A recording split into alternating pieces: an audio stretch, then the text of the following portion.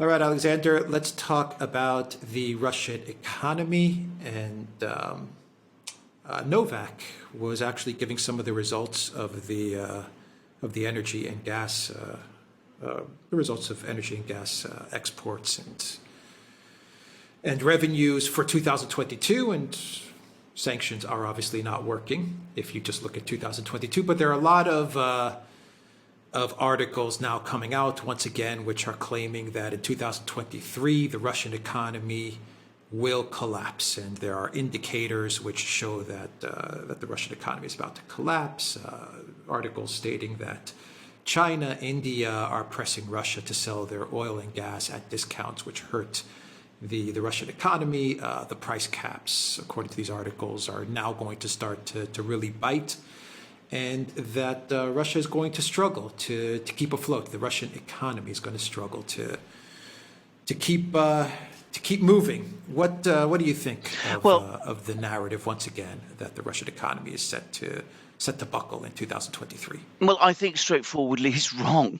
And one of the fundamental problems with these articles is that a lot of the data that they're publishing, which, by the way, in one particular case I assumed was true, has turned out to be wrong. Now, let me start, focus on one US media outlet, which is Bloomberg, which, is an outlet which is famous for the accuracy of its economic data, the economic data it provides. There was an article a few weeks ago, which I took completely seriously. I assumed it was absolutely the case that Russian oil exports in December had crashed by 54%. And, I assumed it was true. It turned out it was completely not true. And we've actually now had data from the Russians, and it turns out that their receipts from oil sales in December actually increased over November and were higher than they had been in December of the previous year. So, in fact, Russia made more oil, more money from sales of its oil in December than it had previously. And that is inconsistent with the claim that, oil exports from Russia had collapsed by 54%. And in fact, we know from all kinds of other data that article was wrong. Then we had another article from Bloomberg about a week ago, I think it was, that the only reason why Russian industrial production appears to be rising is because military production for the military is rising, and this is supporting the entire economy, and this supposedly is unsustainable.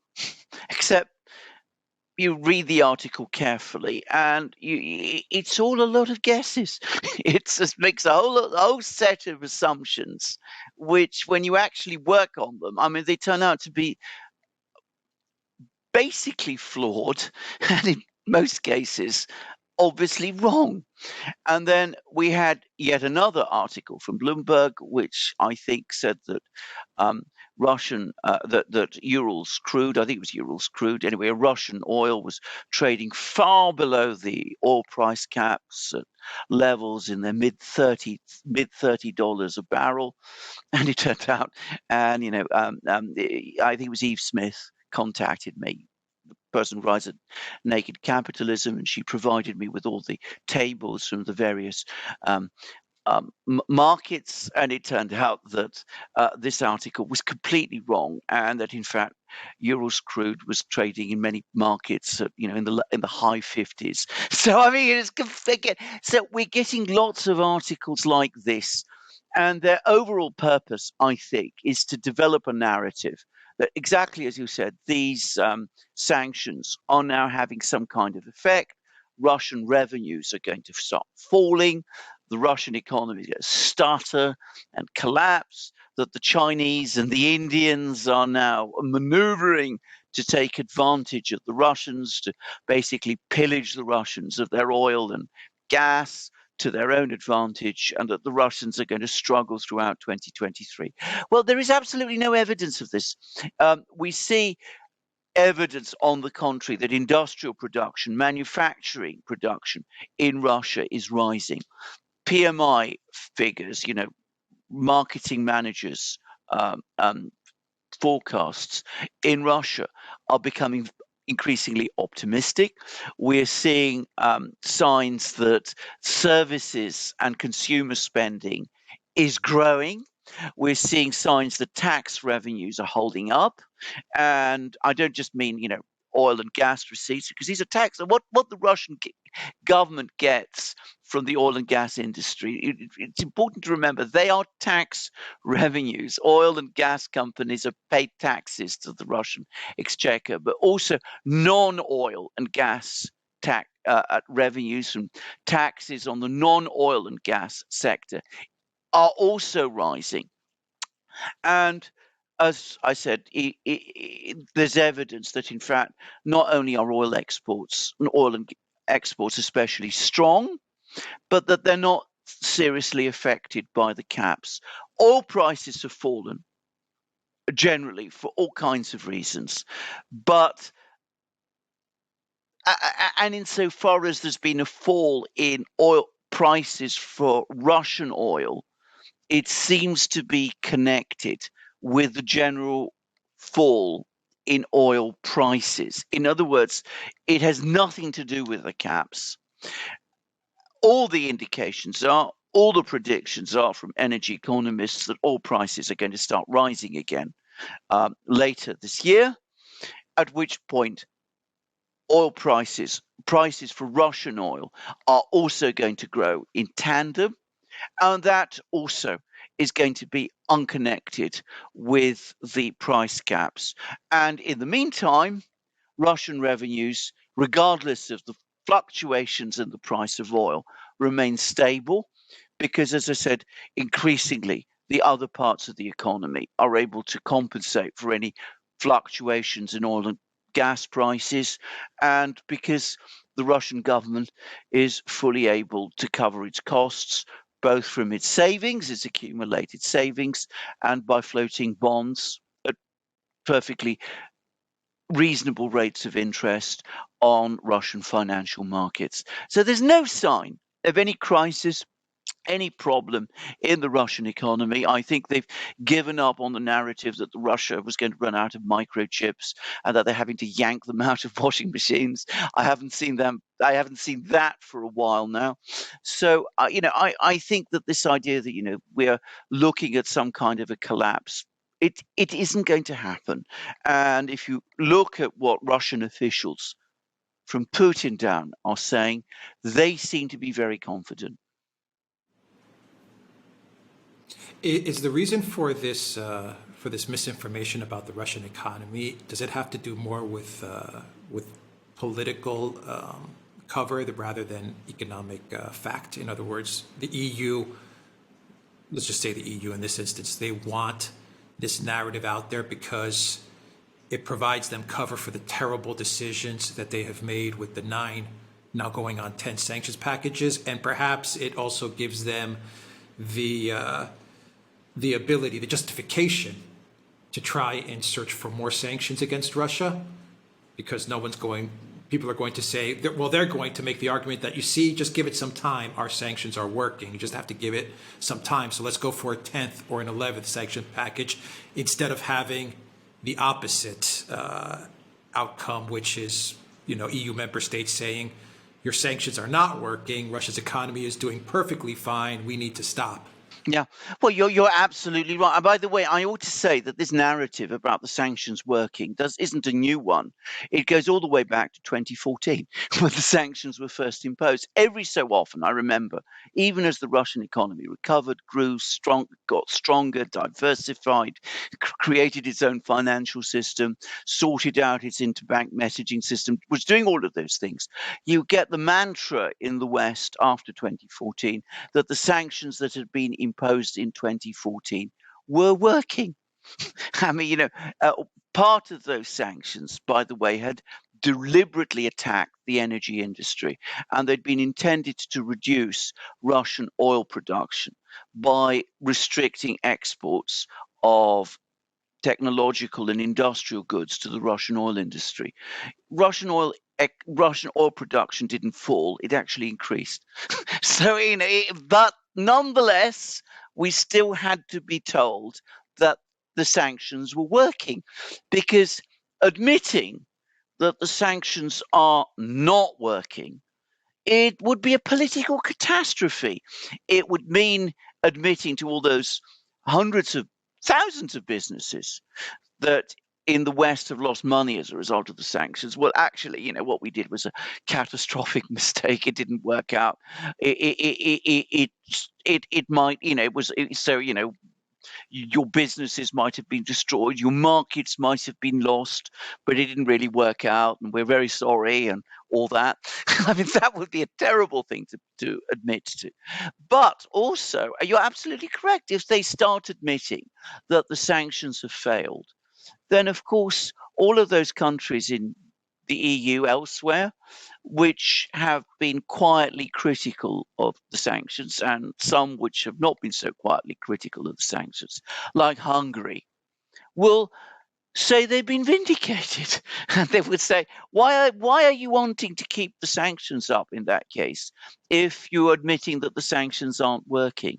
Surely what we ought to be doing is going back and lifting the sanctions. And maybe we shouldn't just lift the sanctions. Maybe we should go back even further still. Maybe we should start talking to the Russians about getting gas exports started up again, because we're going to need them in the long term. The government of Qatar has said that again, that the Europeans eventually are going to have to turn back to Russia for gas because there is no alternative to it. And that's just been said by Qatar. So they don't want that narrative to come up, because that will, in that case, create major ructions within the collective West, within the EU. It could create a crisis of confidence there. And of course, there is the other overriding problem, which is that the biggest tool that the West has had in the last 30, 40 years in terms of coercive diplomacy is sanctions. If you admit that sanctions failed completely against the Russians, then you are exposing the fact that this, your supposedly most powerful coercive tool, doesn't work in the way that you pretended to the world that it does. And that suddenly makes you look a lot less powerful and a lot less menacing. And perhaps people won't be as intimidated by you as they were. So instead, you have to continue this narrative, just wait a little longer, the sanctions will work. Sooner or later, Russia will implode, the economy will implode, or if it doesn't implode, it will decay. It will be unable to develop 5G systems for its mobile phones. It will fall behind in its technologies. It will become an appanage of China. It will be stripped bare by India. By the way, on that topic, India is now proposing a big commercial treaty with Russia, exchanging Indian electronics for Russian goods and moving to a ruble rupee trade, all that kind of thing. But anyway, you don't want to talk about any of that. So, you pretend it isn't happening. Just wait a little longer and it will all come right. And that's the story that is being peddled to the Western media. And the fact that there is clear evidence now that they're manipulating the data to make it seem real, shows how both how desperate and difficult it's becoming to sustain that narrative, but also the extent to which they remain committed to it. All right, let's end this video by talking about the economies of the EU. Say France, say Germany. Any news there? Well, I'm going to say this, and I don't know to what extent this is true. There's a lot of UK, maybe UK. not only the EU, maybe the UK as well. Yeah. Well, let's talk about the UK, and I'll start with the UK because this is where I live. I've been talking in many programs about how bad the economic situation is in Britain. I don't take any of that back. Moreover, I see no sign in Britain of recovery, and yet we've had economic statistics coming out now, which say that the British economy actually grew in November and is going to avoid a recession in 2022. And they were hearing the same story about the EU. I'm going to say this. My own experience tells me the complete contrary. You also see all kinds of data pouring out, not just from Britain, but from the EU as well, that there has been a shocking decline in living standards. Now, how is it possible for living standards to decline to that extent and for a recession to be avoided? I'm going to make a guess. It's purely a guess now. I may be wrong. I'm going to get a lot of people coming back and telling me, well, you're getting this completely wrong. You don't understand what you're saying. What is actually happening is that there's some degree of miscounting of the inflation data, and that what is actually inflation is now being reported as economic growth. It's actually an easy mistake to make. If you understate inflation, you make your economy look bigger than it actually is. And I do wonder whether over the last few weeks, economic statisticians in Brussels and elsewhere and in London have been saying to themselves, well, we can't admit to a recession in 2022, so we're going to count the numbers in a certain way, and they're going to be continuing to do that. Now, we've had warm weather in Europe, warm weather in Britain. That has helped with gas prices and oil prices. We've also, I suspect, seen significant falls in energy use because of the high prices, but that almost certainly points to falls in industrial production. The fact that energy prices have fallen to the extent that they have, I think, also points to recessionary conditions. That's a real indicator that points to recessionary conditions. We have information that China is now opening up. Lots of comments that could be made about that, but 10% growth in China in the second quarter. If that happens, that's what's being predicted. If that happens, very difficult to see how energy prices are not going to start rising again, regardless of the fact that there appears to be recessionary pressures growing in the West. I'm going to just add a few things about this. If oil prices are really falling, why is the United States continuing to run down its oil reserves? And why is that still happening? Why aren't they buying oil if oil prices are so low now? And beyond that, if the situation in 2022 was that we avoided recession, why have we seen these very steep falls in stock market valuations? I mean, I understand that all kinds of companies, Tesla, for example, have seen a major markdown in their stock prices, which again doesn't seem to me consistent with some of the claims about the state of the Western economies that we're seeing. I agree. All right, we will end it there. The Duran.locals.com. We are also on Rockfin as well. And go to the Duran shop, 10% off. Use the code GOODDAY. Take care.